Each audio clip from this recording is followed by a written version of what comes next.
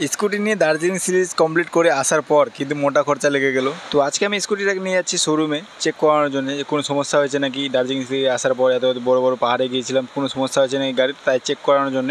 আর আজকের ওয়েদারটা কিন্তু খুবই রৌদ্র ছিল, প্রচণ্ড রোদ, তাও আমি যাচ্ছি। আর আজকে কিন্তু রায়গঞ্জটা খুবই ফাঁকা, খুব একটা ভিড় ছিল না। তো শোরুমে তো চলে আসলাম। শোরুমে আসার পর কিন্তু আমার একটাই টেনশন ছিল যে গাড়িটা কোনো সমস্যা হয়েছে নাকি। স্কুটিটা এন্ট্রি করানোর পর কিন্তু আমি ভিতরে এসে এসিতে বসে গেলাম, কারণ তোমরা দেখলে বাইরে কিন্তু প্রচণ্ড গরম আছে, প্রচণ্ড রৌদ্র আছে। তার জন্য এসে কিন্তু আমি ভিতরে এসিতে বসে গেলাম। আর এখানে বসে কিন্তু তোমরা দেখতে পারবে যে তোমাদের গাড়ির কি কি কাজ হচ্ছে, তোমার গাড়ির কাজ শুরু হয়েছে কি না, সবকিছু কিন্তু এখানে বসে বসে দেখা যাবে। তো প্রায় আধা ঘন্টা ধরে একই জায়গায় বসে বসে কিন্তু আমাকে বোরিং লাগছিল, খুবই বোরিং লাগছিল, একদম বলো না। আর আমি এটাই ভাবছিলাম যে আমার গাড়ি কখন নিয়ে আসবে, আমার গাড়ি কখন নিয়ে আসবে। তো ওরা মনে হয় আমার মনের কথাটা বুঝতে পেরেছে। তারপরে কিন্তু আমরা গাড়িটা নিয়ে চলে এসেছি ভিতরে। দেখতে পাচ্ছ আমার গাড়ি কিন্তু খোলা স্টার্ট হয়ে গেছে। আর আমি এখন বলতে পারবো তোমাদেরকে যে আমার গাড়ি পাহাড়ের থেকে ব্যাগ আসার পর কি কি সমস্যা হয়েছে, কোনো সমস্যা হয়েছে কি না সেটা এখন আমাদেরকে বলে দেবে মিস্ত্রি সাহেব। আর এখানকার ম্যানেজার কিন্তু অমায়িক ম্যানেজার, খুব সুন্দর ম্যানেজার, থ্যাঙ্ক গড। মিস্ত্রি সাহেব বললো কোনো রকম গাড়ির সমস্যা হয়নি, খালি সার্ভিসিংটা করে দিল, সুন্দরভাবে সার্ভিসিং করে রেডি করে দিল। তো গাড়িটার ফাইনালি কিন্তু কোনো রকম সমস্যা হয়নি। তার মধ্যে অল্প খরচায় বেঁচে গিয়েছি, খালি সার্ভিসিং এর কস্ট লেগেছে, খালি যেটা সার্ভিসিং করেছি সেটাও মোবিল চেক করালাম, মোবিল বললো ওকে আছে, মোবিলের কোনো সমস্যা নেই।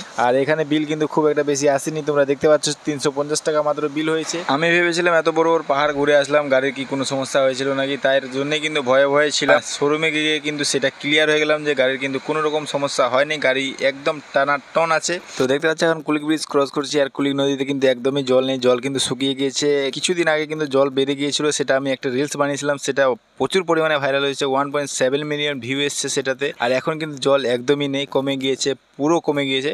আর আজকের ওয়েদারটা কিন্তু খুব সুন্দর ছিল, কিন্তু রোদ্র ছিল, গরমও ছিল। তো বন্ধুরা এই ভিডিওটা এখানেই শেষ করছি। ভিডিওটা কেমন লেগেছে অবশ্যই কমেন্ট করে জানিও। আর যদি ভালো লেগে থাকে তো অবশ্যই বন্ধু বান্ধবের কাছে শেয়ার করে দিও। দেখা হচ্ছে নতুন ব্লগে। Bye bye.